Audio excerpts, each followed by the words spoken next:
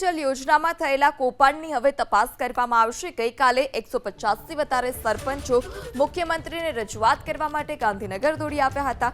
જિલ્લાના 615 ગામોમાં અને ફળિયામાં નલ સે જલ યોજનામાં 233 કરોડના કૌભાંડમાં સ્થાનિક કોન્ટ્રાક્ટરોની સાથે અધિકારીઓની પણ મોટા પાયે મિલીભગત હોવાની મુખ્યમંત્રી સમક્ષ રજૂઆત કરવામાં આવી।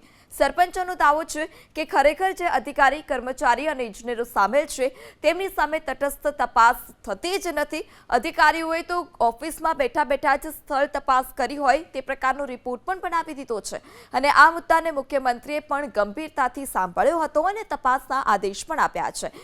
પુનઃ તપાસ માટે નવેસરથી ટીમ મોકલવા આદેશ કરવામાં આવ્યો। 615 ગામોની પાણી સમિતિના સભ્યો, સરપંચો, તલાટીઓ, 112 ખાનગી કોન્ટ્રાક્ટરોએ ભેગા મળી આ સમગ્ર કૌભાંડ આચર્યું હોય તેવો ખુલાસો।